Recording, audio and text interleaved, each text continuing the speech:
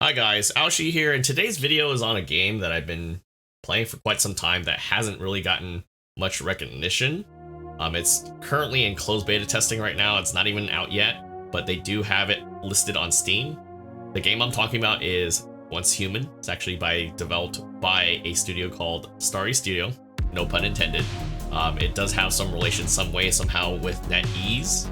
But this currently, as I mentioned before, is in closed beta. You were originally able to download their launcher to get into it. There wasn't a restriction on that, but somehow folks dealing with the debacle that is the day before essentially found out about this game, and it literally blew up overnight. So to even get into this, you pretty much have to be invited. But the nice thing is that they do have a form that you can submit to fill out on their website, which I'll throw in the description below, and you can pray to the gacha gods for a chance to get in and try it out. So I'm going to talk about this in detail because, well, Once Human, as it stands right now in testing, reminds me of a lot of different games, and I need to, give you guys a minute to kind of process all that. So here we go. But before we get into the details of this game, I wanted to show off the Steam page for a minute because it is an open world survival game set in a post-apocalyptic future. I know I'm reading it off the Steam page, but it's a combination of different visuals. It actually reminds me of F.E.A.R and Ark and a whole bunch of other survival games kind of all jumbled into one, which can be a good thing and a bad thing. I just want to disclaim that this is more my impressions of the closed beta test rather than just a shill for the devs or the publisher or getting you guys trying to play this game, because realistically speaking, it's up to you guys to kind of find out if this is your cup of tea or not, because in some places it does feel kind of generic. It feels kind of like a generic survival open sandbox game, but at the same time, because we have so many different combinations of gameplay aspects at its core, that somehow it works. It has a gear system. It also has multiple weapons that you can customize and upgrade, and it also affects your gear score. You are running around, you're actually salvaging material in abandoned vehicles, buildings, and you can actually break that down at your hideout or your territory to utilize for crafting materials. And then jumping into your actual hideout itself, or I keep on calling it the hideout, but your territory, it has a lot of aspects of Fallout 76 as an example. Building up your own housing and defensive structure. You can set up turrets, crafting stations, you name it. It's a lot of crazy stuff. And just to even kind of iterate like the system requirements right now, they're recommending an i7 2600K 16 gigs and a GTX 970 or below, and it's 50 gigs, so it's not bad. But that's the thing, it's still in closed beta testing. I would say the biggest issue that I have with this right now, as demonstrated with everybody hopping on, is the fact that these servers need a lot more either distribution with the workload. They definitely need a lot more stabilization, because I know I've crashed a few times, but that might be because at first I didn't really change any of my graphic settings, and then having to download it a little bit because of stream and trying to record this stuff for this particular video, that there's definitely a combination of different things all at the same time at work here. But going into the visual side of things, for the most part, it is a visual pleasing game for what we have so far. It's nothing groundbreaking, I'd like to say, but it definitely hits the check mark as far as being very immersive. You're running around, there's a lot of foliage there, and to the point where you feel like you're concealed if you're hiding behind certain things to like other players. Obviously the AI is, different in regards to that. But besides the point, it also checks off some boxes as far as like resource gathering, Granted, you don't normally see big giant nodes of resources laying around in the real world, but finding a sort of relaxation type of aspect to a game that has combat but isn't always about combat or fighting bosses or fighting aliens, anything of that sort, it's actually quite relaxing, to say the least. It has fishing in this game, and I actually, for the most part, early on had no success with fishing. Once I moved out to the coast, where the water is deeper, man, fishing's actually pretty nice.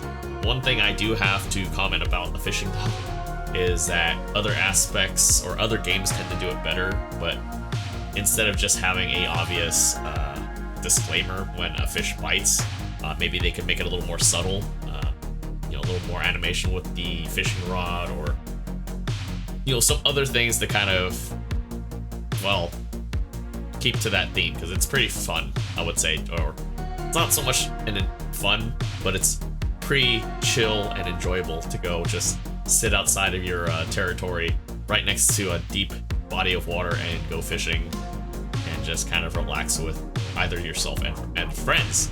And that's the crazy part too, to kind of iterate on top of that. I've been playing this on a solo aspect, mainly because, for one, anybody that I would like to play with can't get in because of the closure of the CPT page.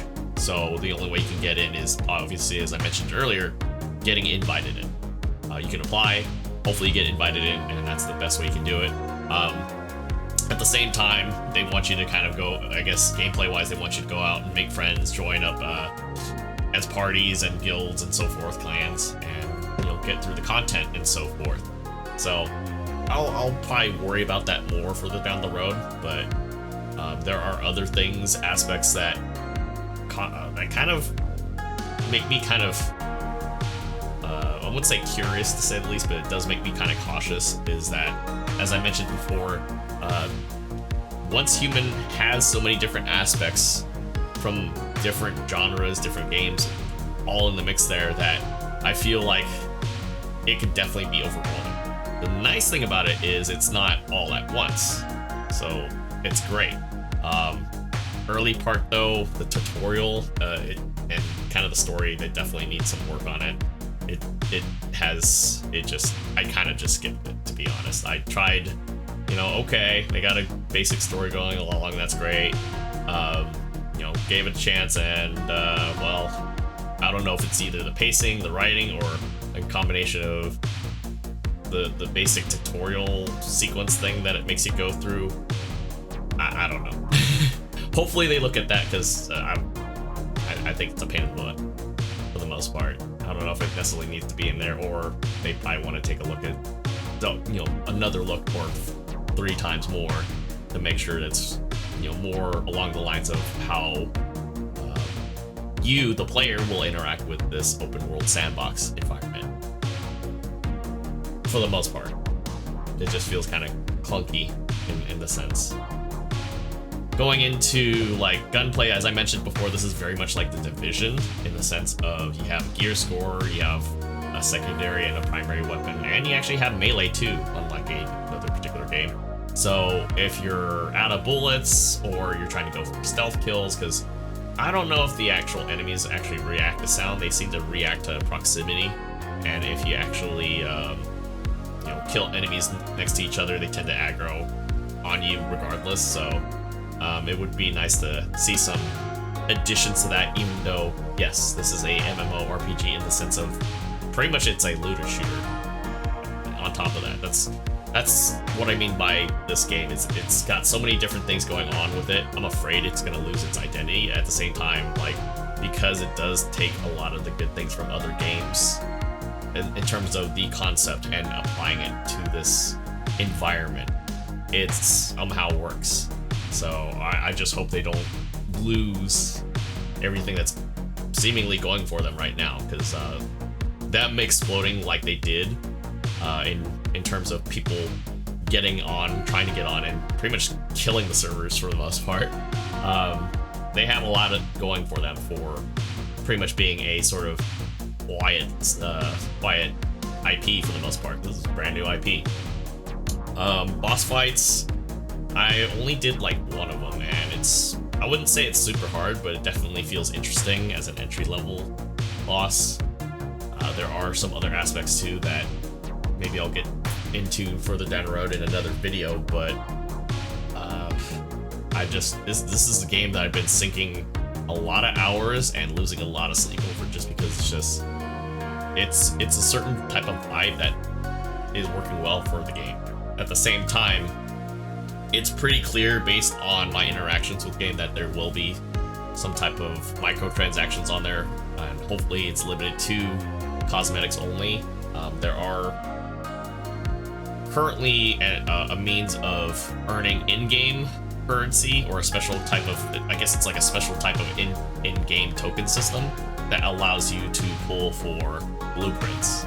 So hopefully it sticks to that, but because this is set for a Q3 2024 release, we'll have to just wait and see, but I'm hoping they take a lot of the suggestions to heart, because the game still is very unpolished. Again, it is a closed beta test. It's not even in early access yet. But yeah, getting the servers down, I would say, would be probably the biggest priority for the dev team of this game right now, just because with the sheer amount of people that it looks like they want to have people on in different shards of these servers, that it's going to be very important for them to kind of balance that out. Aside from the hitching, which I more likely attributed it to just the server instability, for the most part, I think my frame rate was pretty stable. I didn't really have any issues. Anything that I felt was herky-jerky was more, I think, server related, and more so when they had to close everything down, because I originally normally get on their test servers, I think I'm hovering around 100 ping.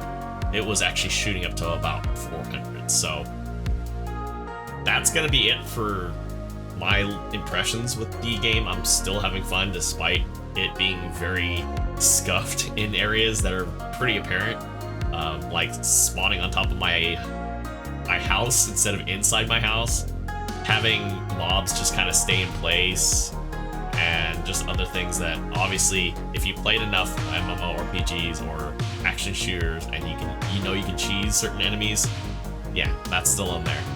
But we'll see. Hopefully we'll see a lot more bigger improvements sooner than later. Just because, again, they are shooting for a Q3 2024 launch. But I'm gonna leave you guys with some gameplay from one of the other nights, and I'll see you guys all in the next video. Take care.